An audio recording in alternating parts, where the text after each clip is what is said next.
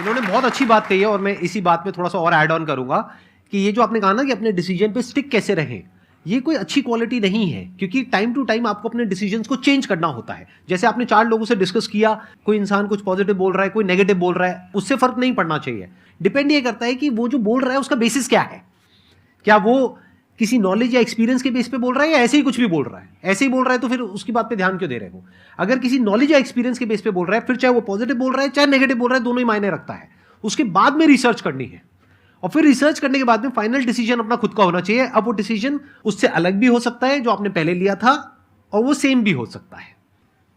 Sir मेरा question दोनों से है आपसे, how to deal procrastination and laziness. हमारा ब्रेन है ना, ये बहुत आलसी टाइप का है, इसको आराम खोजना पसंद है। अब थोड़ा सा भी आप इसको आराम की ओर लेके चले गए ना तो फिर उधर ही रहेगा। आप सोचेंगे 10 मिनट आराम कर लेते हैं ना, तो 10 मिनट 2 घंटा बना देगा। उसको टॉर्चर कीजिए, चल 10 मिनट बाद में।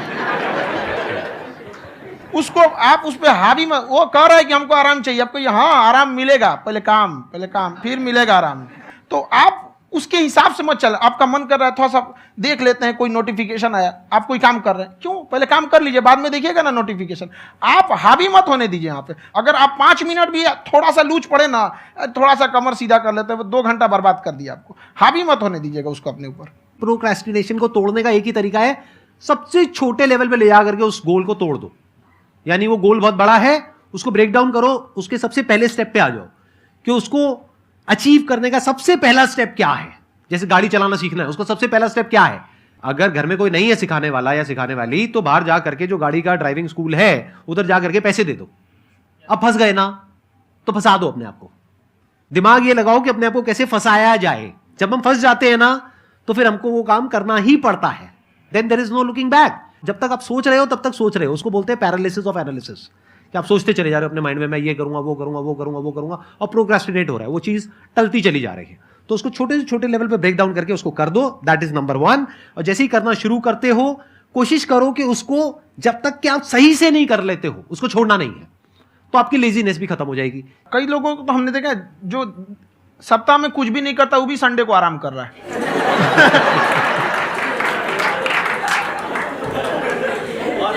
वैसे कहा भी जाता है कि अगर कोई काम आपको करवाना है ना, तो ऐसे किसी इंसान को दो जो बिजी है। हाँ। ऐसे आदमी को मत दो जो खाली है। ये परफेक्ट एग्जाम। किसी को भी आप देखिएगा जिसको आप कहते हैं कि मतलब थोड़ा ठीक ठाक आप समझते हैं कि नहीं ये बहुत आगे निकल, वो एक काम को खत्म करने के बाद कभी आराम नहीं करेगा। एक काम खत्म हुआ, उसको लगेगा हाँ एक खत्म हो गया, अब दूसरा करना चाहिए। और वही जिसको देखिएगा एक खत्म हो गया, अरे आराम करना चाहिए, कभी नहीं, लाइफ में आखिरी सांस तक। सर यहाँ पे सब हिंदी में पूछते हैं, इंग्लिश में पूछते हैं, मैं भोजपुरी में पूछूं? जौन भाषा ठीक लगे तोने में पूछ दो। हाँ सर।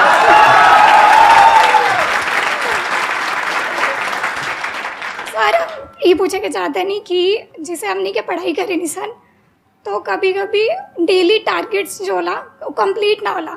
अगर टारगेट्स कंप्लीट भी होला तो फिर ऐसा इरिटेशन या फिर वो एंजाइटी या फिर कि और करना है या फिर अभी नहीं हुआ, वो चीज़ हमेशा रहेला। तो वो कम कैसे करल जाए?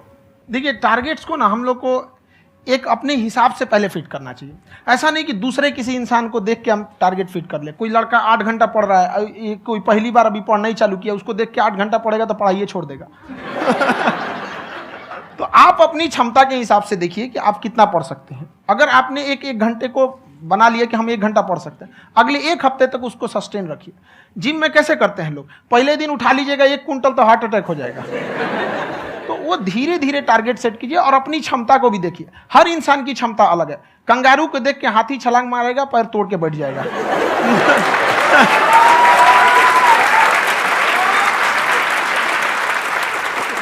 अब संदीप सर का मोटिवेशन देख के इसका मतलब क्या कि ट्रेन के आगे खड़ा हो जाएंगे, ढकेल देंगे तुमको। हालांकि ऐसा कर देते हैं, लेकिन ऐसा करिएगा लोग नहीं, क्षमता पता होना चाहिए। आपके अंदर एंजाइटी हो रही है कि मैंने कर तो लिया है। आप ये नहीं कह रहे कि मैंने कुछ भी नहीं किया है फिर मेरे को एंजाइटी हो रही है। आप ये कह रहे हो मैंने काफी कुछ कर लिया है फिर भी एंजाइटी हो रही है कि कहीं कुछ छूट तो नहीं गया है। तो बेसिकली आपको ये देखना है कि अगर आपके अंदर ये एंजाइटी हो रही है, that means you are a very good student. आप एक अच्छे स्टूडेंट हो। क्यों? क्योंकि बहुत सारे स्टूडेंट्स तो ऐसे हैं उनको पढ़ने के नाम से एंजाइटी होती है। तो आपको एंजाइटी हो रही है कि मैंने पढ़ लिया, दिन में मानो 8 घंटे का आपने टारगेट सेट किया और 6 घंटे पढ़ लिया, या मान लो 8 घंटे भी पढ़ लिया, फिर भी एंजाइटी हो रही है कि मैंने 10 घंटे नहीं पढ़ा। तो ये तो अच्छी क्वालिटी है ना, ये तो एक ब्रिलियंट स्टूडेंट की क्वालिटी है, क्योंकि एंजाइटी उसी को होती है जो केयर करता है, जिसको परवाह है, उसी की तो एंजाइटी होती है। जैसे माँ को अपने बच्चे की, जैसे एक माँ को अपने बच्चे के, जैसे एक माँ को अपने बच्चे को लेकर के एंजाइटी होती है। हंस लो मजाक उड़ा लो मेरा। कोई बात नहीं, एडिट कर देंगे इसको हम। हाँ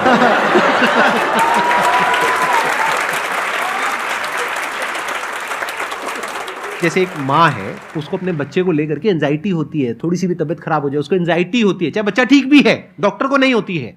क्यों? क्योंकि माँ को उस बच्चे से प्यार है। तो दैट मीन्स कि आप अपनी पढ़ाई को लेकर के सीरियस हो, इस वजह से आपके अंदर एंजाइटी हो रही है, विच इज नॉर्मल। जहां पर प्यार मोहब्बत होती है वहां पर थोड़ी बहुत एंजाइटी तो होती ही है ना। समझ रहे हो ना मैं क्या कहना चाह रहा हूं? आप लोग समझ रहे हो ना मैं कहां जा रहा हूं? जब वो किसी और से बात करती है तो एंजाइटी होती है ना।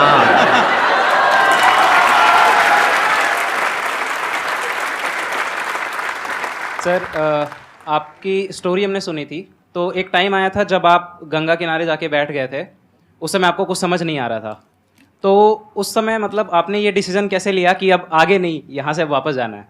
रास्ता ही नहीं था। घर जाने के लिए एटलीस्ट 90 रुपए चाहिए थे, जेब में 40 रुपए थे, कैसे घर जाते हैं? और हम गंगा के किनारे चुपचाप बैठे बैठे हम कहें कि अब बहुत टेंशन हो गया, अब घर जाना चाहिए। रूम पे, तो किराए के रूम पे ही आदमी सारे लोग रहते। गए वहाँ पे तो रूम लॉक हो गया था। तुम खटखटाए तो ऊपर से गुस्सा से बोले जो ऑनर थे, क्या टाइम हो गया है? तुम कहे 9-10 बज रहा होगा। घड़ी देखिए तो 2 बज रहा था रात का, 2-2:30 बज गया था वहाँ। टेंशन में आप तो होता है, कई बार ऐसा समय आएगा कि लगेगा जैसे अब कुछ नहीं हो सकता है। तो इससे घबराना नहीं है। कभी कभी गुच्छे की आखिरी चाबी भी ताला खोल देती है। जो बातें आपने बताई कि घर में प्रॉब्लम्स ये वो, ये तो बहुत लोगों ने फेस करी वहां पर, आप अकेले नहीं है, बहुत लोगों ने ये प्रॉब्लम्स फेस करी, बहुत तरह की प्रॉब्लम्स देखी, बहुत तरह की स्ट्रगल्स देखी, लेकिन वो सब इतने कामयाब नहीं हो पाए जितने कि आप हुए। तो आपके अंदर ऐसा कुछ ना कुछ है जो औरों के अंदर नहीं है। तो वो मैं जानना चाह रहा हूं कि वो ऐसा क्या था जहां से कि आपका दिमाग यहां तक सोच पा रहा है कि मैं पूरे इंडिया में इतने बड़े लेवल का चेंज लेकर के आ सकता हूं, एजुकेशन फील्ड में रेवोल्यूशन लेकर के आ सकता हूं। ये सोचना ही बहुत लोगों के बस का नहीं है। मेरी एक खुद की थिंकिंग, अगर हमको कोई 100 रुपए किसी काम के लिए दिया, हम सबसे यही कहते हैं, तो हम कोशिश करते हैं उसे 200 का रिटर्न दे। अगर कोई हमसे 200 रुपया फीस दे रहा है, 250 दे रहा है, तो हम उसको ये कोशिश करते हैं कि तुम्हें ऐसा लगे कि नहीं भैया हमने 10-20 हज़ार का पढ़ लिया यहाँ पर। वो ईमानदारी से कभी कमी नहीं। और हमेशा अगर हम प्रॉमिस एक्स का करते हैं तो डिलीवर 4x करना चाहते हैं। ध्यान से सुनना और ध्यान से समझना इस फर्क को। अगर आप समझ पाए तो बहुत आगे जाओगे लाइफ में। एक वो होते हैं जो ये सोचते हैं कि हमें सब कुछ मिल जाए, हमें कुछ भी करना ना पड़े। दूसरी कैटेगरी होती है लोगों की जिनको जितना मिलता है उसमें भी चोरी चकारी करते हैं या कोशिश करते हैं कि उससे कम दे सामने वाले को जितना कि हमें मिल रहा है। तीसरी कैटेगरी होती है लोगों की, जो इनके जैसे लोग होते हैं, वो क्या करते हैं, वो ये सोचते हैं कि अगर मैंने किसी से 1 रुपए भी लिया, देखा जाए तो 200-250 रुपए कुछ भी नहीं होता है, 200-250 रुपए अगर मैंने लिया तो कैसे उसको 400 रुपए की वैल्यू दूं। ये जो थिंकिंग है ना, यही एक फर्क होता है एक ऐसे इंसान में जो बहुत आगे निकल जाता है और उस इंसान में जो मीडियोकर रह जाता है। आप अपने आप को अपने आप के ऊपर समय दीजिए, उसको डेवलप कीजिए। जब आप अपने आप के ऊपर खर्च करते हैं तो आने वाले समय में लोग गूगल पे आपको सर्च करते हैं। क्या बात है सर, ये आपने अभी बनाया है या ये कोई पुराना आपका वो है? बनते रहता है इसे, फ्लो में बन जाता है। आपके अंदर ना सर एक कवि छुपा हुआ है कहीं ना कहीं जो बाहर आना चाहता है। कभी ना कभी आपने सोचा होगा कुछ।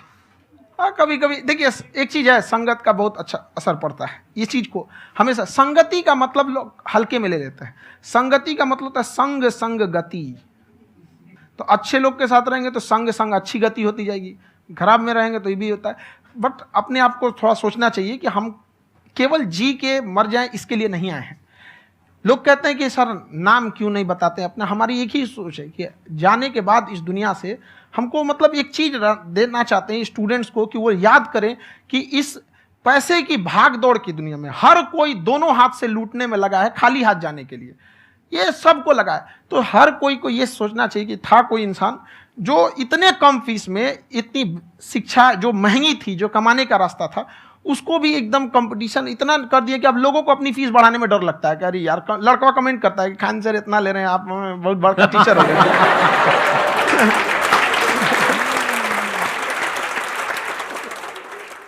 खान सर की एक क्लिप है, ये समय और समझदारी में बहुत फर्क होता है। अगर समय रहते समझदारी आ गई तो इंसान कामयाब हो गया, लेकिन अगर समय चला गया फिर समझदारी आई फिर तो बेकार है। तो सर मतलब कुछ आपको ऐसी चीज़ लाना चाहिए जो मतलब बच्चों जो तैयार हो रहे हैं उनको ये चीज़ें मतलब एंड टाइम पे दिखे। समझ रहे हैं आप मेरी बात? नहीं समझ?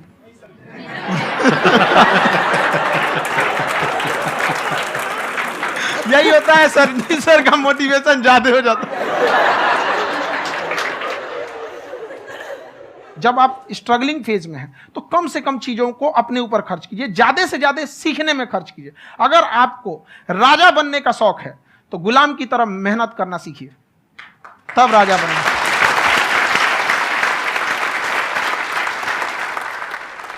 ये दुख, ये दर्द, ये सब तेरे अंदर है।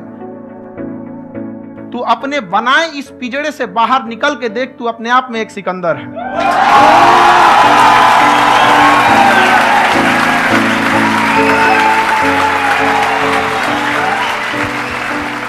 Thank you so much sir for coming. बहुत मजा आया मेरे को आपके साथ में इंटरेक्ट करके। आई एम श्योर आप लोगों को भी बहुत मजा आया होगा।